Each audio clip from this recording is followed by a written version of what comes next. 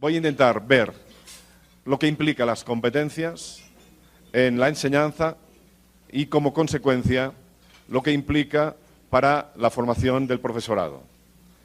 De tal modo que vaya estableciendo en cada momento una relación entre los problemas que existen en el aula y las necesidades de formación. De entrada, los primeros problemas que tenemos están relacionados con cómo transmitir una idea de competencias que sea acertada. Diría que, y os recomendaría que a partir de ahora, si podéis, cuando habláis de competencias, no digáis, vamos, enseñanza por competencias o de competencias, sino hablemos de enseñanza de competencias para la vida.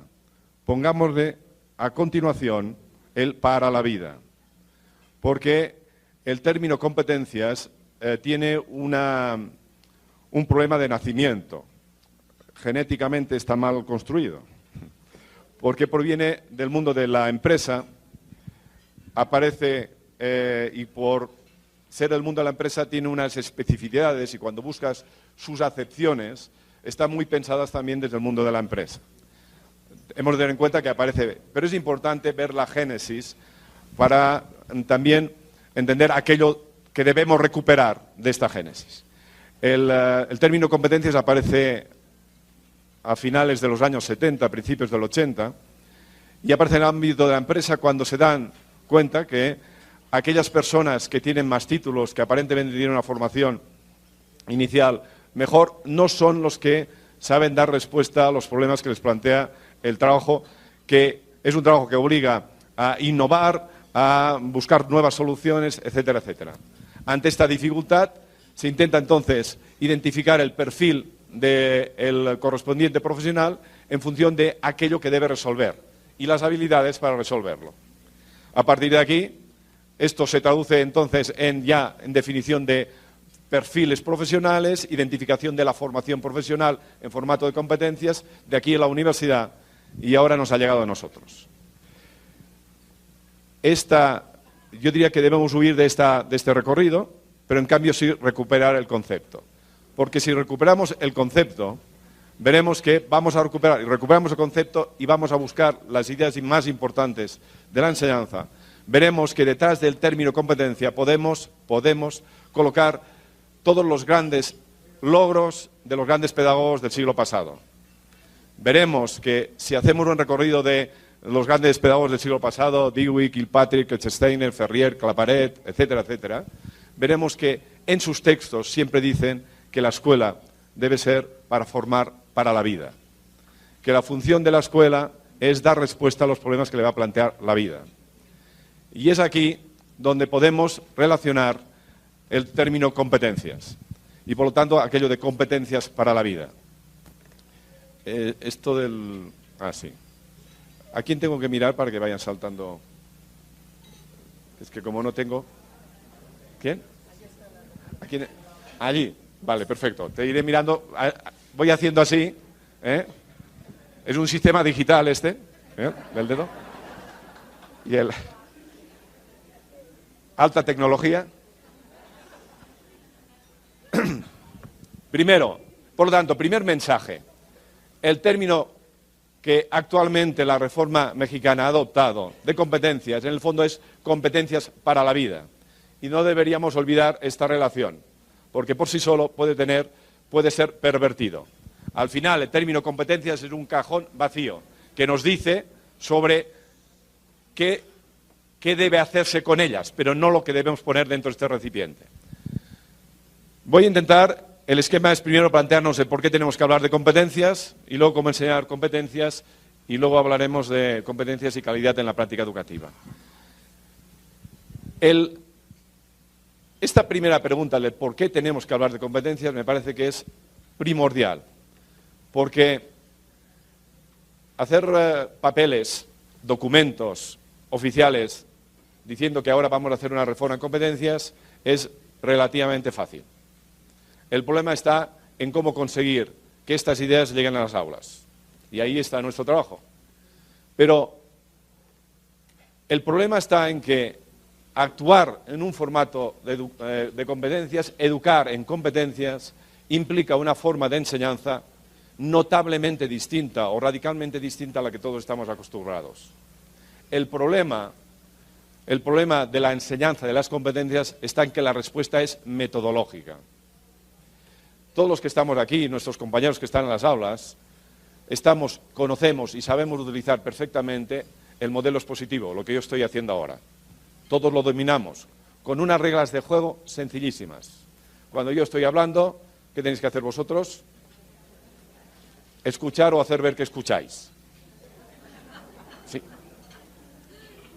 Y si alguien quiere hablar, ¿qué tiene que hacer? Levantar la mano. Le doy yo la palabra, ¿y qué tiene que hacer el resto? Escuchar, o hacer ver que escuchan. Estas son las únicas reglas. Si alguien incumple estas reglas, ¿qué hace el maestro? Le sanciona de algún modo, o le dice fuera de la clase, vete a dirección, o lo que sea. Reglas sencillas y fórmulas de actuación sencillas. Cuando analizamos los modelos de formación para competencias, el modelo expositivo, la estrategia expositiva, solamente sirve a lo máximo un 5% de la intervención en el aula. El resto implica actuaciones mediante metodologías como la de los centros de interés, las de investigación del medio, análisis de casos, simulaciones, resoluciones de problemas. Todos ellos en las que las reglas de juego son extremadamente complejas. Porque los alumnos hablan, los alumnos se mueven, los alumnos pueden llegar a discutir, los alumnos... Y por tanto, las habilidades de gestión del aula son complejas. El maestro ante esto le da pavor. Si os fijáis, cuando enseñáis a vuestros compañeros de los primeros cursos o de preescolar una nueva técnica, veréis que seguramente al día siguiente van y la aplican. En cambio, la enseñáis a un profesor de secundaria y ves que difícilmente la aplica. ¿Cuál es la razón? La razón fundamental, a veces dicen es que estos profesores son más cómodos. No, los maestros, mi experiencia en todos los países en los que he podido trabajar, que los maestros no son cómodos. Evidentemente los maestros quieren estar seguros y para poder ejercer nuestra profesión debemos estar seguros. Un profesor de educación infantil, de preescolar, le han enseñado un método de proyectos. Lo lleva a cabo en clase y la primera vez que aplicamos cualquier receta, ¿qué pasa? ¿Nos sale bien? No. El profesor lo aplica con los niños de 5 o 6 años, le sale mal, pero los niños, ¿qué consideración tienen de la maestra? La siguen queriendo igual. La maestra es una gran maestra y ya está. Pero esto mismo se lo haces un profesor de secundaria, intenta hacer esta prueba con alumnos de 12, 13 o 14 años y evidentemente se juega el tipo. Está claro que el profesor dice, no, o alguien me ayuda mucho a poder llevar a cabo mi clase o yo no haré esta nueva iniciativa. Esto es importante porque a medida que van subiendo en grados los alumnos, cada vez que son mayores, la necesidad de ayudas al profesorado para que se atreva a innovar son mayores. Y las ayudas no son solo discursos, sino que están relacionados con apoyos, si es posible, en el centro. Y no por agentes externos solo, que también, pero no hay agentes externos suficientes que puedan ayudar a todos los profesores a innovar. Es necesario el aprendizaje entre iguales, el apoyo entre iguales. Esta será la clave, pero para llegar a esto, para pasar de donde estamos a un formato por competencias, es necesario un proceso riguroso y sistemático a largo plazo. Me atrevo a afirmar que si lo hacemos bien, dentro de 30 años, el sistema educativo mexicano será un sistema educativo que formará en competencias. 30 años. Si lo hacemos bien. Y cuando digo lo hacemos bien, es si ponemos los medios apropiados. No se cambia un sistema educativo que tiene una historia en sus raíces de más de 400 años, no se cambia en una generación, y menos en 10 días. Esto lo digo porque, entre otras cosas, para no desazonarnos al ver que las cosas van lentas. Deben ser lentas, no puede ser de otro modo, porque implican cambios profundos en el pensamiento del profesorado. Por favor.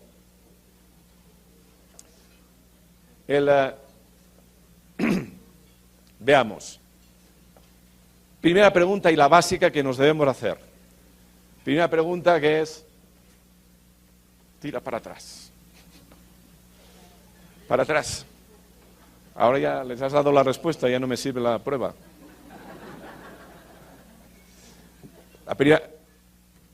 La siguiente. Es un medio digital, pero es audiovisual.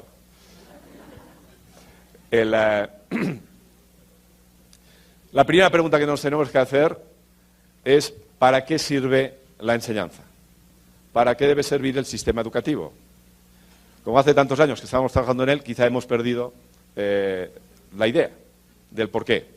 Seguramente ahora todos diréis algunas ideas interesantes y algunos pueden decir que es el sistema, algunas de carácter sociológico, es el sistema que tiene la sociedad para reproducir, etcétera, etcétera. Otros dirán para transformar, pero otros dirán que es para formar académicamente, para traspasar los contenidos culturales, etcétera, etcétera. Pero si os fijáis, aquí en México, y ya he podido oírlo, nos encontramos con profesores universitarios que dicen qué mal preparados que vienen de la preparatoria. Se oye también, ¿no? Aquí. Y profesores de preparatoria que dicen que mal preparados que vienen de la secundaria. Y profesores de secundaria que dicen que mal preparados que vienen de la primaria. Y profesores de la primaria que dicen que mal preparados que vienen de preescolar. Y los de preescolar, las familias dicen, y gracias a las últimas investigaciones en el genoma humano, es fácil encontrar alguna madre que dice, claro, con los genes del suegro, ¿qué podemos esperar de este chico? ¿No? Independientemente de esta nota jocosa final, detrás sí que hay un pensamiento profundo por parte del profesorado que el papel del preescolar es preparar para la primaria, el papel de la primaria es preparar para la secundaria, el de la secundaria preparar para la preparatoria y esta para la universidad. Vemos que tenemos un modelo que ha sido con el que nos hemos construido, crecido en él y hemos construido nuestro pensamiento profesional, que es básicamente propedéutico, ahora sí,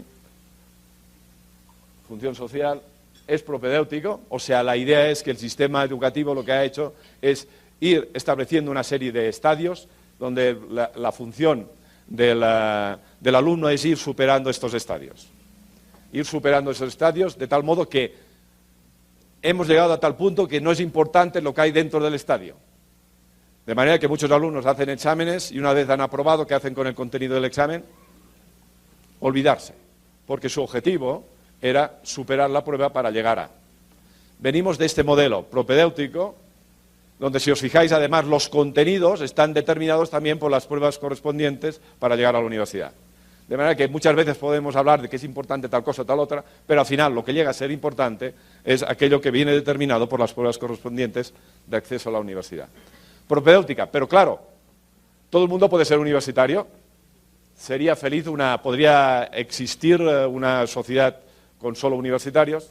Evidentemente la respuesta es que no, y por lo tanto, ¿qué es lo que hace el sistema? Además de propedéutica, es selectiva. O sea, desde pequeños vamos seleccionando a los alumnos para saber quién sirve y quién no sirve como universitario. Aquel alumno que lo reprobamos varias veces, le estamos diciendo, si sigues así, nunca llegarás a ser universitario. A otro que lo vas aprobando, pues dice, si sigues así, seguramente llegarás a ser universitario. Pues bien, propedéutica es selectiva. Esta ha sido nuestra formación. Cuando algunos me preguntan, ¿y cómo se evalúan las competencias? ¿En qué están pensando? en cómo poner nota a un alumno. Y nota selectiva, en función de. O sea, aparece totalmente el modelo propedéutico selectivo. Cuando se tiene que hacer, aquí se llaman informes a los que se envían a los padres. ¿Los boletas? Boletas de calificaciones. Países que han elaborado una reforma basada en competencias, cuando tienen que dibujar cómo deben ser las boletas tienen dos componentes. Uno que es sobre qué evaluamos y, por otro lado, cómo valoramos los resultados correspondientes. Pues bien, se habla mucho de competencias, pero en los ítems correspondientes que se tienen que evaluar, ¿qué términos aparecen? No, matemáticas, lengua, historia, geografía. Las asignaturas que sí servían para un modelo propedéutico selectivo, en lugar de aparecer las competencias. Empezamos a tener contradicciones. ¿Estáis viendo ya lo de los 30 años? No se pueden cambiar las cosas de un día para otro. Seguramente en este periodo vamos a tener muchas contradicciones. Una es esta ya. Segundo lugar, veremos en segundo lugar, propedéutica selectiva.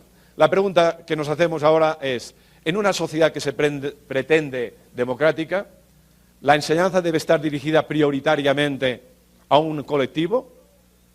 ¿Solo a un colectivo? O sea, el universitario. Y claro, la respuesta es no, evidentemente que no. Debe estar dirigida a todos y cada uno de los ciudadanos y ciudadanas de este país. Y por lo tanto, ¿para qué los debemos formar? Y ahí decimos, los debemos formar para que sepan dar respuesta a los problemas que les va a plantear la vida. Problemas que son de distinto índole. Índole personal, interpersonal, social y profesional. No solo profesional, porque este país necesita buenos profesionales, evidentemente, pero sobre todo necesita buenos ciudadanos y ciudadanas que sean capaces de hacer funcionar el país. Pues bien, diríamos que la respuesta es la función social de la enseñanza debe ser una formación integral de la persona para dar respuesta a todos los problemas que le va a plantear su vida en un entorno determinado y en situaciones muy distintas. Por favor. Bueno, formación integral de las personas. Segundo lugar, en el modelo propedéutico decíamos, propedéutico es selectivo. Si ahora debemos formar a todos y cada uno de las personas para que puedan intervenir en esta sociedad de manera lo más activa y productiva posible, diremos, cuando digo productiva no me refiero a producir materiales o bienes. El modelo puede ser selectivo, el sistema debe ser selectivo.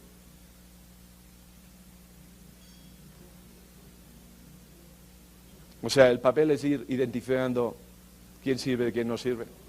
Está claro que no. Ya no puede ser selectivo, debe ser orientador. La función de la escuela es orientar a uno y cada uno de los alumnos en función de sus posibilidades, para extraer de él el máximo de estas posibilidades. Función orientadora. Aquí empezamos a tener problemas, porque un modelo selectivo, lo que yo debo hacer es averiguar cuáles son los errores que tiene el alumno. En un modelo orientador, los errores me deben servir para ayudarlo. Y me debo fijar también en los aciertos. ¿Para qué sirve este chico? ¿Cuáles son sus posibilidades? ¿Cómo puede ser una persona que sea activa, como ciudadano activo en esta sociedad? Formación integral y orientadora. El cambio es tan importante como para poder pensar que, dado que la mayoría de profesionales que estamos en el sistema educativo actualmente estamos en un modelo propedéutico y selectivo, en un modelo propedéutico y selectivo, diríamos que es imposible pasar de donde estamos a lo que debería ser. Es imposible, porque nuestro profesorado, nosotros mismos, nos hemos formado en este modelo. Pero, como veis, hemos situado aquí unos grados. Por suerte esto no es así, porque no es cierto que todos y totalmente estemos en aquella zona. Resulta que el propio sistema educativo, podríamos ver que si aquí situamos un modelo propedéutico y selectivo y aquí uno de formación integral, ya actualmente y desde hace muchos años, a los de preescolar, ¿dónde los situaríamos? Hacia propedéutico a formación integral. Nos lo colocaríamos así. Y pasamos a primaria, primer grado de primaria. Pues seguramente os pondríais un poco para aquí. Y segundo grado, tercer grado, quinto grado, sexto grado, secundaria y preparatoria. Pero también conocemos a profesores de preparatoria que están situados más o menos así. Otros de secundaria que están así y otros que estarían en primaria están muy colocados ya como si fueran profesores de secundaria. Esto nos permite pensar y creer que el sistema educativo puede cambiar a partir de lo que ya tiene, siempre y cuando el propio sistema refuerce al que está en la dirección apropiada y ayude en todo lo posible al que no tiene los conocimientos, las posibilidades y el pensamiento correspondiente. Sigamos. En un modelo, avanzamos en ver los cambios profundos que implica unas decisiones de este tipo. En un modelo propedéutico y selectivo, el objeto de estudio es el conocimiento. No, pero antes voy a hablar del código de barras. No, déjalo así, déjalo. O no, quita dos de estas, aunque ya la han visto. No habéis visto nada que no. Sigo yo. ¿Qué? Ah, aquí está, gracias.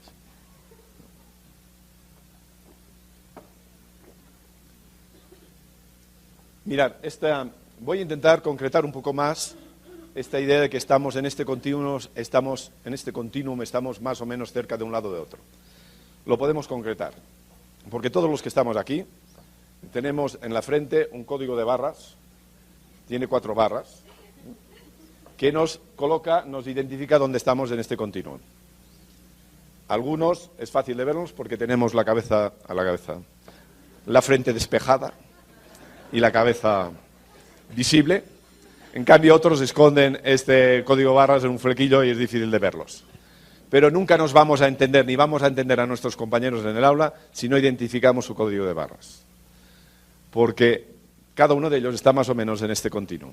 No nos van a entender, ni nos vamos a entender si no identificamos dónde están en este código de barras.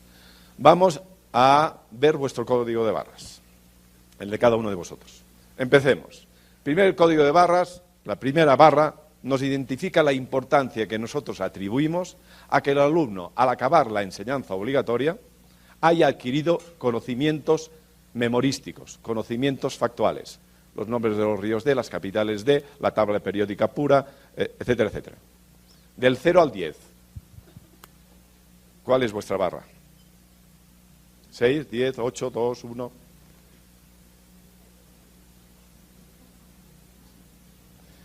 Si alguien piensa 2 y yo pienso 9, no nos vamos a entender nunca. Hasta que diga, ahora te entiendo, claro, es que tú no le das importancia a esto y por lo tanto yo le estoy enseñando esto por tal cosa y tal otra. Primera barra, no hay consenso, nos encontraríamos con 2, 8, 7. Barra, ¿qué importancia le atribuyo yo a que los alumnos hayan adquirido conocimientos abstractos? Densidad, capital, isla, sintagma nominal, etcétera. ¿Qué importancia? Del 0 al 10. ¿Qué habéis comido? Porque estáis muy silenciosos. 8, 7, 3, 5. Vemos ya también que no existe unanimidad y cada uno tiene su correspondiente barra. Sigamos la siguiente.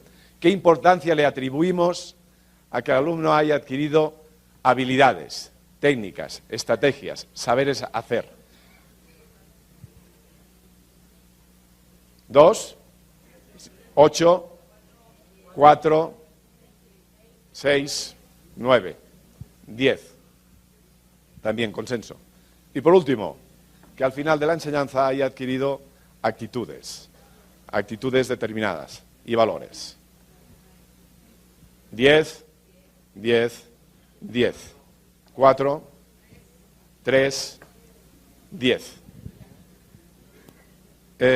Estáis viendo la homogeneidad del colectivo que estamos aquí, ¿eh? cada uno con su código de barras. Pero cuando si me pedís, vamos a hacer una unidad didáctica, difícilmente nos podremos poner de acuerdo si no decidimos claramente cuál debe ser el código de barras de esta unidad didáctica. Por lo tanto, en primer lugar. Pues bien, vayamos a hablar de las competencias relacionado con el código de barras. ¿Qué tiene que ver las competencias con los conocimientos?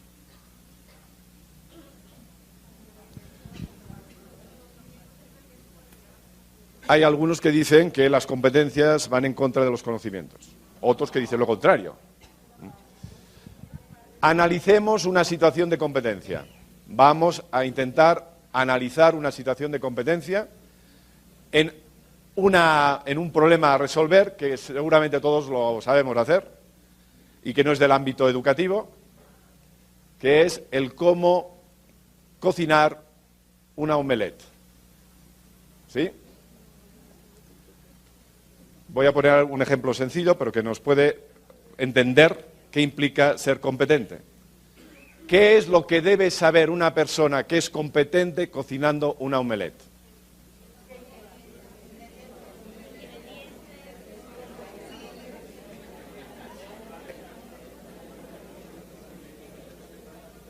Bien, veo que tenemos informaciones.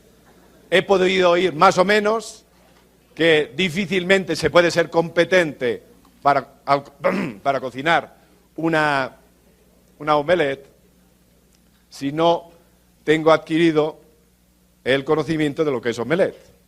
O sea, segunda barra, el concepto. Si no sé los conceptos, no podré ser competente en ello. 2. Habéis dicho los ingredientes. Sería el contenido factual.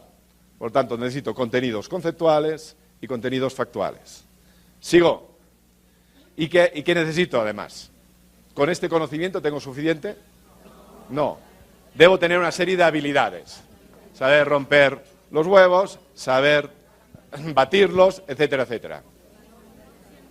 O sea, tercera barra sobre los procedimientos.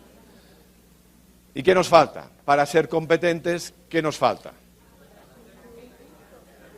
Dice alguno hacerla, claro. Hacerla con cariño, con ganas, con esmero y teniendo en cuenta las necesidades de los distintos comensales. La competencia es como una mesa que tiene 4 patas. A la que falla una pata, la mesa se cae. Es importante esta identificación de las 4 patas, porque algunos han dicho, no, las competencias son en contra de este trabajo de discriminación de los contenidos en función de sean factuales, conceptuales, procedimentales o actitudinales.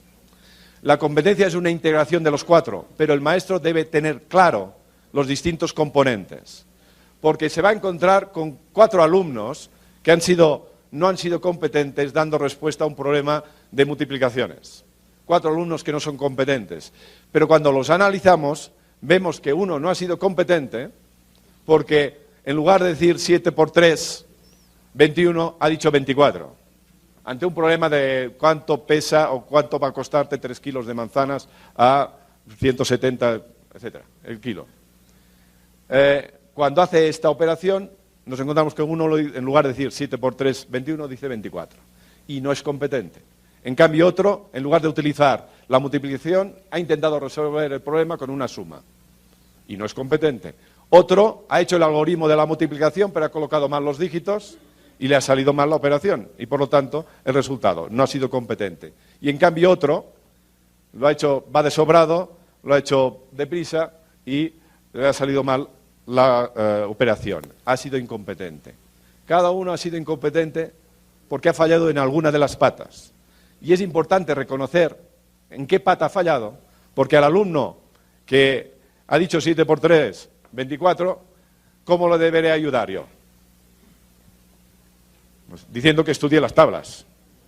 En cambio, al que no entiende el concepto, ¿qué le diré? estudie, trabaje, memorice las tablas. El 7, el que en lugar de utilizar una multiplicación ha utilizado la suma, es que no ha entendido el concepto. Y por lo tanto tendré que darle actividades que le ayuden a entender el concepto. Al que le ha fallado el algoritmo, le tendré que dar pues, más ejercicios para que sepa llevar a cabo el algoritmo correspondiente. Y al que fallan las actitudes, pues le tendré que dar un capón para ver si falla y si no.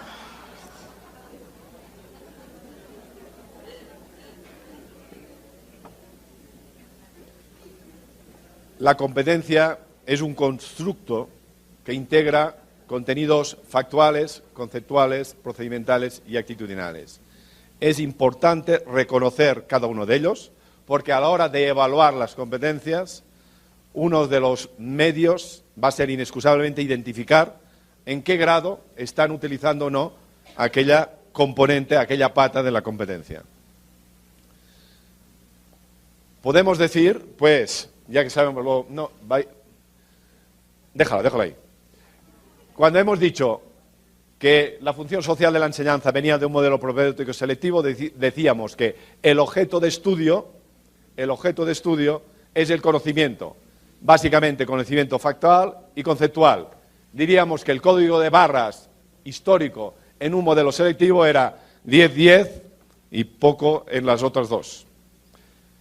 En un modelo que pretende la formación integral, decimos que el objeto de estudio es la competencia.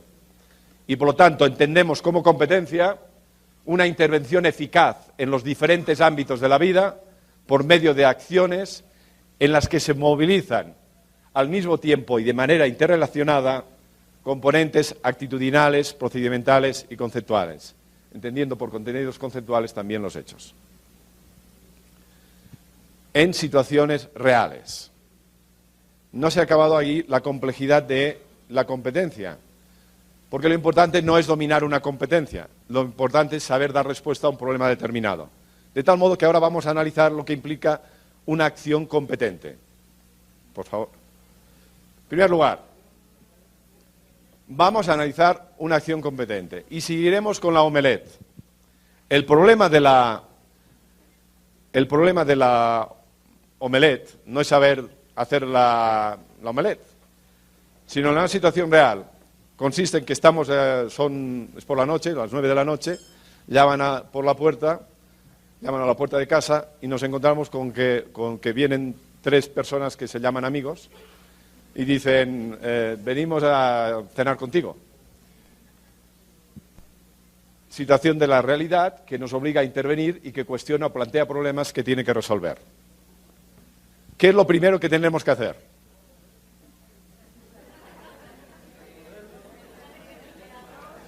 Primero, lo que tenemos que hacer es comprender el problema, comprender la situación, analizar la situación. ¿Qué está pasando aquí? ¿Qué implica esta situación? Por lo tanto, analizar la situación. Segundo lugar, ya tenemos analizada la situación. Y aquí es cuando tengo que plantearme qué es lo que voy a hacer. Y aquí ahora yo tengo, por favor, tengo 4 opciones. Y mi habilidad debe ser la de seleccionar la mejor opción. ¿Cuál puede ser la primera opción? Puede ser decirles, chicos, id a vuestra casa y traer comida y cenamos. Esta es una posibilidad. Segunda posibilidad es vamos al restaurante de abajo y tomamos alguna cosa. Tercera posibilidad, lo que podemos hacer es llamar a una taquería y que nos traigan algunos tacos. O cuarta posibilidad, decirles, mirad, me parece que tengo yo unos cuantos huevos y ¿qué os parece si hacemos una omelette? Toda persona debe ser capaz de poder entender situaciones complejas y tener habilidades para seleccionar la mejor opción posible. Una vez, aquí he puesto esquema de actuación. Esquema de actuación sería la competencia desgajada de la realidad. Sería la competencia. Por ejemplo, si tenemos un problema de matemáticas, sería un problema de matemáticas, primero debo entenderlo, análisis de la situación, y debo seleccionar si debo utilizar la suma, la multiplicación, la división o la resta.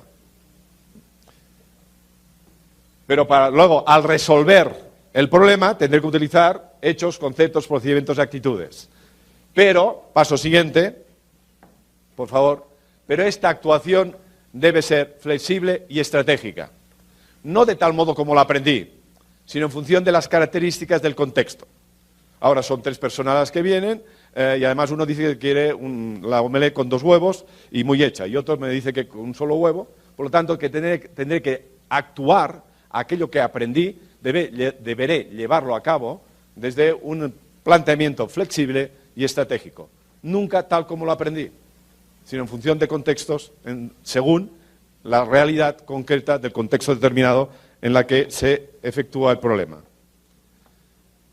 Estáis viendo ya la situación como está, ya tenemos las competencias. Vayamos ahora al problema de la enseñanza. Ya hemos entendido lo que son las competencias, sabemos ya lo que es una acción competente y sabemos que la acción competente tiene distintas fases y cada una de ellas implican aprendizajes distintos. Se debe aprender a analizar, se debe aprender a seleccionar y se debe aprender a intervenir de forma estratégica y flexible. Vayamos a la enseñanza. No existe un conocimiento concreto sobre cómo se aprenden las competencias. No existe. Y seguramente no va a existir nunca como tal, porque las competencias son un constructo que está compuesto de distintos componentes y cada uno de ellos se aprende de forma distinta. Veréis, vamos a analizar cómo se aprenden los distintos componentes, o sea, las 4 patas. Y vamos a la primera pata. Vamos a la primera pata, que son los hechos. ¿Cómo se aprenden los hechos? Los nombres de los ríos un compañero ha dicho mirando, por ejemplo, nombres de los ríos de México. Ya me gustaría a mí que fuera viéndolos, pero podemos hacer un recorrido viéndolos y no acordarme de los nombres. Los nombres de los ríos se aprenden memorizando. Memorizando mediante repeticiones verbales, utilizando habilidades mnemotécnicas que me ayuden a este recuerdo, pero son mediante repeticiones verbales. Y las repeticiones verbales serán 10, otros serán 20, otros serán 30. El conocimiento que tenemos de cómo los alumnos aprenden los hechos es que se aprenden memorizando y con repeticiones verbales, y cada alumno necesita repeticiones distintas. Teniendo en cuenta esto, ¿cuál es la forma más buena, bonita y barata para enseñar los hechos? La clase expositiva magistral. Sí. Desconcierto. Lo que os va a desconcertar así de entrada, pero ofrecedme confianza y veréis que es así. Este es uno de los grandes errores de la pedagogía que hemos defendido nosotros desde hace muchos años, la pedagogía activa. Que la pedagogía activa ha consistido en hacer muchas cosas. Y, por ejemplo, hemos hecho visitas, por ejemplo, a muchos ríos. Y a la vuelta de un viaje que hemos visto muchos ríos, ¿nos acordamos de los nombres de los ríos? No. Si no hacemos actividades que me ayuden a recordar, no seré competente en aquello. Y, por lo tanto, es necesario que hagan estas actividades. Y la forma más sencilla para los contenidos factuales es la expositiva, donde yo lo explico. ¿Y qué tenéis que hacer vosotros? Aparte de escuchar y luego memorizar. ¿Tengo que hacer yo algo? No, pediros que memoricéis. Pero yo no tengo que hacer nada. Luego os pondré una prueba para obligaros a que estudiéis. Pero mi clase es perfecta en un modelo expositivo, con los alumnos colocados uno detrás de otros, mirando al que está hablando. ¿Y cuántos números de alumnos? 40, 50, 100, 200. Es igual, porque lo que tenéis que escuchar y luego memorizar. Otra cosa luego es pasarle las pruebas. Aquí sí que necesitaríamos que fueran menos, pero para esto pueden ser muchísimos. Bien, ya tenemos los hechos y tenemos la metodología más apropiada. Pasamos a los conceptos. ¿Cómo se aprenden los conceptos? ¿Se aprenden repitiendo n veces la definición del concepto? No, decimos. Pero decimos que no, pero en cambio, seguramente si os pido que me defináis lo que es isla, seguramente lo sabéis. ¿Os ayudo? Isla, porción de tierra rodeada de agua por todas partes. Hagamos una prueba PISA. Hagamos una lectura comprensiva de esta definición. Y habéis dicho, isla, porción de tierra. ¿Qué es una porción de tierra? Un montón. Y luego decís, rodeada de agua por todas partes. Desde preescolar sabemos que todas partes es delante, detrás, derecha, izquierda, arriba y abajo.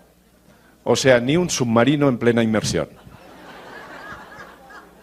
¿Cómo aprendimos el concepto isla? Porque al lado de la definición que había, un dibujito con la isla. Luego comprábamos un cómic y veíamos una isla con la correspondiente palmera. Ya sabéis que no existen islas sin palmeras. Aprendimos el concepto isla mediante un proceso personal, de elaboración personal, a partir de lo que vimos, tocamos, observamos. Proceso de construcción y elaboración personal en la que tiene en cuenta en este proceso las capacidades cognitivas del alumno para pasar de lo concreto a lo abstracto.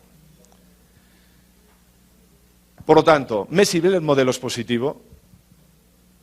Y aquí diríamos no, porque yo ya no puedo reconocer cuáles son vuestros avances en la construcción del concepto. Ya no puedo garantizar las ayudas correspondientes. Y por lo tanto, lo que tengo que hacer es montar una metodología que me permita ir reconociendo lo que estáis construyendo, de manera que os pueda ir ayudando. Y una metodología en la que, como yo no puedo ayudar a todos, porque sois muchos, lo que haremos es hacerlo en pequeños grupos, de tal modo que unos vayan ayudando a los otros. Yo podré pasar por los distintos grupos e ir identificando hasta qué punto están entendiendo o no y cuáles son las ayudas que les debo prestar para que puedan llegar a comprender aquel concepto. Vayamos a la tercera columna.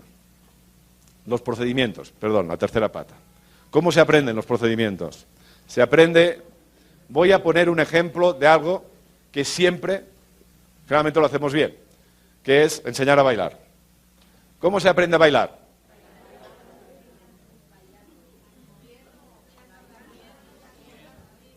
Está bien, habéis dicho, se aprende a bailar bailando. Os voy a poner yo ahora una música con un baile, la sardana. La sardana. Exacto, por eso lo digo. Típico de mi tierra. La sardana. Pongo la música, y habéis dicho, se aprende a bailar bailando, y diré, pues bailar. Os moveréis con mayor o menor elegancia al ritmo de la sardana, pero aquello no será una sardana. Igual parezca una cumbia, pero no será una sardana. ¿Qué es lo que falta primero? Primero, el modelo. El modelo. Y una vez tenemos el modelo, ponemos el modelo y ¿qué pasa? Que una de las alumnas, o una de, generalmente pasa así, o es una chica, no tiene connotaciones machistas esto, pero es así, estadístico. Solamente enseñando el modelo ves que ya una chica se pone a bailar. Pero la mayoría de los mortales que necesitamos, práctica. ¿Y cuánta práctica? Y tú me dirás, 10 veces, otro va a decir 20 veces, otro, yo me parece que nunca. Práctica. Práctica guiada, o sea, de lo más sencillo a lo más complejo con ayudas correspondientes. ¿Y cómo lo hacemos esto en clase? Resulta que una ya de las alumnas ya sabe bailar y en cambio otro necesita 20 veces. ¿Qué hacemos con esta alumna? Decimos, vente con él y ayúdale. y luego un grupito que tiene un grado de desarrollo determinado, decimos, este grupito os ponéis juntos y hacéis esto, y esto y esto. De manera que vayamos forzando la ayuda entre iguales e ir pasando por cada grupo, prestando los consejos apropiados. Pero aún nos falta una cosa. Mientras estoy aprendiendo a bailar, ¿en qué estoy pensando? Aprendiendo a bailar, no cuando estoy bailando.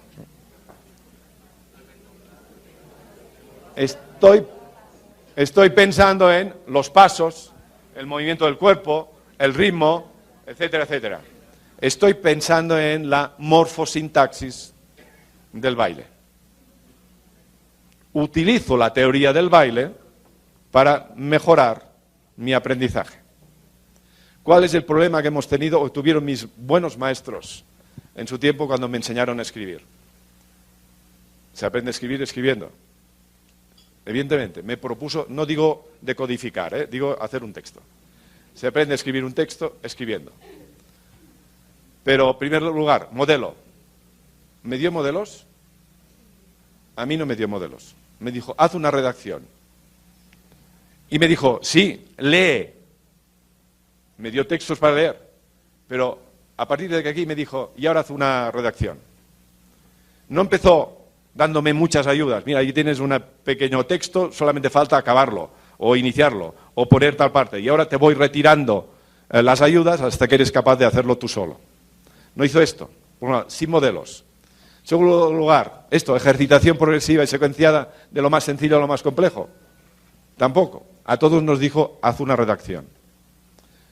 Y por último, la reflexión sobre la escritura. Se hizo, evidentemente, pero desgajada de su uso. Por un lado, análisis sintáctico, análisis morfológico, conocimiento de la gramática correspondiente, pero desgajada de su uso. De tal modo que yo, que tuve buenas notas como de chaval, y por lo tanto en lengua también, la superé bastante bien, ahora cuando tengo que escribir, suerte tengo del ordenador. ¿Qué es lo que hago? Escribo una frase, la leo, digo qué mal que me suena, y empiezo a darle vueltas a la frase hasta que me suena bien. Pero si me preguntáis por qué antes te sonaba bien y ahora no te suena bien, soy incapaz de dar una explicación. Y en cambio, seguramente preparándomelo un poco, sería capaz de explicar lo que es el sintagma nominal, lo que es el predicado, el verbo, etcétera, etcétera. Se me enseñó la morfosintaxis desgajada de su uso. Esto es clave para cuando estamos hablando de las competencias, porque el núcleo central de las competencias es el contenido procedimental, donde la teoría es básica, pero solo como medio para, no es el fin, solo como medio para. Ya tenemos los procedimientos, hechos, conceptos, procedimientos. ¿Cómo se aprenden los contenidos actitudinales? Se aprende a ser solidario repitiendo n veces solidaridad. Seré solidario. Entendiendo lo que es el concepto solidaridad. Lo puedo entender, en primer lugar, mediante modelos. El profesorado debe ser modelo, si quiere, en ese caso, en relación a la solidaridad, debe ser mediante modelos. Pero luego también viviéndolos en el aula. Viviéndolos. Por lo tanto, con una organización y una gestión del aula en la que se vivan estos valores. Pero la más importante, porque estas dos lo que crean es lo que se llama heteronomía moral, que es que yo quiero ser solidario, pero no porque me interesa a mí, sino porque quiero parecerme al profesor, o porque en esta clase o eres solidario o te hacen fuera de la clase. Debemos conseguir que los alumnos sean autónomos moralmente. Y esto se consigue solo cuando se entra en clase en un proceso de reflexión de las situaciones de conflicto. A partir del análisis de situaciones de conflicto, llegamos a reflexionar sobre ellas y llegar a conclusiones. Ante una situación de este tipo, se debe ser solidario. El paso siguiente es, y además esto lo vamos a convertir en norma de convivencia de la clase, y establecemos la norma de convivencia. Y una vez establecida la norma de convivencia, definimos además, hacemos que los alumnos se comprometan al cumplimiento de esta norma. Y periódicamente vamos revisando el cumplimiento de esta norma. Si se hace bien, podemos conseguir que sean autónomos moralmente. Pues bien, las competencias implican el aprendizaje de hechos, conceptos, procedimientos y actitudes. ¿Cuántos años he dicho yo que necesitamos? No lo habéis aumentado, me gusta, ¿eh? Porque algunos dicen, no, 30 no, necesitamos 40. 30. Porque en nuestro profesorado, de estas 4 procedimientos para enseñar cada una de las patas, ¿cuál es el que domina? Domina aquel que está adecuado, aquel que está relacionado con la enseñanza de los hechos. El modelo expositivo, que vemos que sí que sirve para los hechos, pero en cambio ya no sirve tanto para los conceptos, y nada para los procedimientos, y nada para las actitudes. Claro, si yo quiero formar personas competentes que están integrados por las 4 patas y solo utilizo una de las estrategias didácticas, difícilmente los alumnos van a llegar a ser competentes. Esto implica en clase el uso de estrategias, como he dicho anteriormente, diversas. Veremos cuáles son las características de las competencias. Sí, puedes ponerlas todas ya, por favor, Fabián. En primer lugar, su funcionalidad. Su funcionalidad. No podemos ser competentes en ningún tipo de contenidos que no entendamos para qué sirven, que no entendamos para el que sirven. Pero es importante esta idea de funcionalidad porque os voy a decir una cosa. Una de las claves de la formación continua del profesorado nos la aporta Vygotsky, que es la que dice aquello de la zona de desarrollo próximo. Cada profesor y profesora que tenemos en nuestras aulas tiene su zona de desarrollo próximo. Si les proponemos ejemplos o prácticas muy alejadas de su zona de desarrollo próximo, nunca avanzarán. Ahí está la dificultad de los que nos dedicamos a formar al profesorado, porque no existe una formación igual para todos, sino en cada uno se le debe dar las ayudas en función de sus posibilidades. Si yo voy a los centros, cuando voy a un centro y me piden, dinos cómo tenemos que hacer para enseñar competencias, y les hablo de, pues tenéis que hacer proyectos, les explico lo que es un proyecto, investigación del medio, tenéis que hacer simulaciones, análisis de casos. Está tan lejos de su realidad que ¿qué es lo que van a decir? Van a decir, esto es teoría, esto en mi contexto no se puede hacer, esto con los medios que tengo no se puede hacer, porque está tan lejos de sus posibilidades que nunca conseguirán ni tan solo hacer los pasos correspondientes. El primer paso para una enseñanza que viene de un modelo tradicional, el primer paso es, en lugar de hacer una exposición deductiva, siempre modelos inductivos. Nunca empezar por el sujeto, hoy os hablaré del sujeto, hoy os hablaré de lo que es la densidad, sino siempre a partir de situaciones cercanas a la realidad del alumno. O sea, siempre mediante propuestas funcionales, concretas, cercanas a la realidad del alumno, tal como hicieron nuestros maestros y tuvieron éxito, y todos lo sabemos aplicar actualmente, con las fracciones, con los quebrados. ¿Por dónde empezó nuestra maestra o maestro al enseñarnos las fracciones?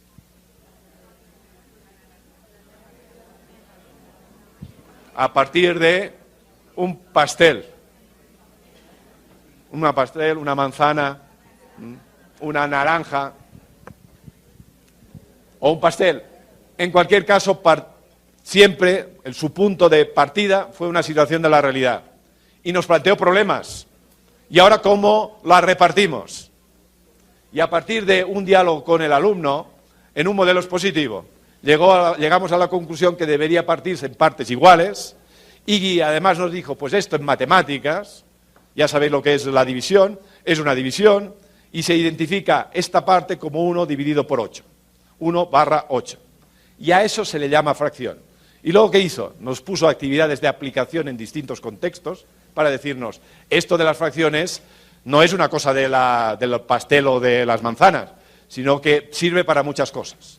Hicimos actividades en muchos contextos distintos y luego ejercitamos para recordarlo. 2 meses después, la misma maestra nos enseñó el máximo común divisor. ¿Y por dónde empezó? Empezó diciendo, el máximo común divisor es... Nos dio el concepto, puso algún ejemplo, nos pidió actividades de aplicación y ejercitación. ¿El resultado final cuál es? Que todos los que estamos aquí podemos aplicar perfectamente las fracciones, pero difícilmente podemos llegar a poder aplicar el máximo divisor porque ni tan solo sabemos para qué sirve. ¿Para qué sirve la ecuación de segundo grado? Todo lo aprendimos, ¿eh? La función de segundo grado. Nada de nada. Si nuestro maestro, en lugar de haber empezado diciendo os voy a enseñar algo importantísimo para las matemáticas, que es la ecuación de segundo grado, nos dijo esto y todos con gran entusiasmo dijimos, ¡qué bien, por fin ha llegado el momento de la ecuación de segundo grado! ¿Es que sí? Una vez conseguido el entusiasmo general, nos puso la fórmula y entonces a machacar. Si en lugar de haber dicho esto, hubiese dicho, el ejemplo es para mayores, por lo tanto, lo utilizo como somos mayores, o sea, no utilizarlo con los niños, o no, es decirles, os voy a hablar de la ecuación de segundo grado, pero os voy a hablar de Brad Pitt y Angelina Jolie.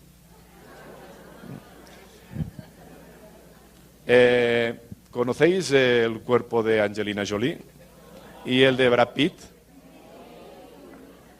Las chicas dicen cada fin de semana aquí nosotros.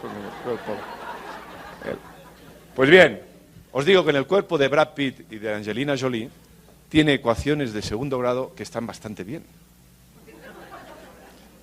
¿A qué os interesa más? ¿Y por qué digo eso? Porque las ecuaciones de segundo grado representan curvas, parábolas. Y en el cuerpo de Brad Pitt y de Angelina Jolie tiene algunas curvas que no están mal. Evidentemente me refiero a las de la oreja, la nariz, etcétera, el codo. Si alguien os hubiese preguntado qué son las ecuaciones de segundo grado, quizá no sabríais resolver la fórmula correspondiente, pero seguramente diríais, sí, representa curvas y parábolas, de la forma más exacta posible, más que una fotografía. Bien, primero la funcionalidad. Segundo lugar, acordaros de Vygotsky, por el amor de Dios. Y esto también lo tiene que tener en cuenta el sistema educativo. Vamos a conseguir que en 30 años el sistema educativo forme en competencias si el propio sistema avanza en la zona de desarrollo próximo. A cada centro, a cada profesor, a cada centro, a cada colectivo necesita su zona de desarrollo próximo. Segundo lugar, la complejidad de la situación en la que se tiene que aplicar. Debemos formar a personas para dar respuesta a los problemas que plantea la vida. Y por lo tanto debemos conseguir que los alumnos tengan un pensamiento para la complejidad, que les permita entender situaciones complejas. La vida nunca nos plantea problemas tan sencillos como el de cuál es la velocidad que tiene un móvil cuando va de un lado para otro. Siempre son mucho más complejas. Y por tanto tenemos que enseñar a entender la complejidad. Siguiente. Las competencias son un procedimiento de procedimientos, su carácter procedimental. Y esto implica un cambio profundo en la dinámica del aula, porque cada uno se le tiene que dar las ayudas correspondientes, los apoyos correspondientes, etcétera, etcétera. Y por último, lo que hemos dicho anteriormente, que está constituida de componentes distintos y que cada uno de ellos se aprende de forma distinta. De tal modo que si nos dejamos alguno de sus componentes, el alumno no será competente. Pues bien, aquí sería un poco el resumen de lo que yo pretendía, y para dejarle algún poco de tiempo a Federico. Veamos, si no, no. Es importante lo que nos va a contar Federico, ¿eh? Aquí. Veamos, cosas que Es importante, ¿hay posibilidad de que las tengan todos estas diapositivas? Si no las dejas, sí. Sí, claro. Las vais a tener todos, sí. Perdón no haberlo dicho antes, porque había uno escribiendo y sacando fotos. Será divertido cuando enseñéis estas fotos a la familia. Bien. ¿Qué implicaciones tiene para la formación del profesorado? Implicaciones es que de algún modo debemos romper con la idea que tienen sobre lo que es el papel de la enseñanza. Y esto no es fácil. Implica cambios mentales importantes. Implica reformularse la idea de lo que es la enseñanza. Y esto no es fácil. Las personas somos y tenemos necesidad de estar equilibradas. Somos resistentes a los cambios. Somos resistentes. Y debemos entender esto, que nuestros compañeros y compañeras se van a resistir al cambio. Y por lo tanto no lo debemos entender agresivamente, sino como la fórmula natural de enfrentarse ante los posibles cambios. Y por lo tanto avanzarán en mayor o menor medida en función de que los retos que les planteemos sean posibles de dar respuesta a ellos con éxito. Y por lo tanto es básico la ayuda. Es imposible tener ayudas, una estructura formativa que pueda atender las necesidades de formación que tienen el 1.200.000 compañeros. Es imposible si no entramos en una dinámica de aprendizaje entre iguales. Debemos profundizar en aquello que se llama organizaciones que aprenden. La escuela es el punto, el lugar de aprendizaje, porque no existen formadores suficientes. Pero además, otro aspecto interesante, en todos los centros existen experiencias suficientes para poder dar respuesta a las necesidades de una enseñanza por competencias. El problema es que tú tienes una, tú tienes otra, el otro tiene otra y yo tengo otra. Debemos compartir y pasarnos las experiencias de unos a otros. Si no existe este trabajo de compartir, la acción de la formación de nuestros compañeros es imposible. Y bien, yo diría, tocado pasar a las cuestiones, a las preguntas. Yo diría que demos lugar a la segunda intervención y después de la segunda intervención hacemos preguntas.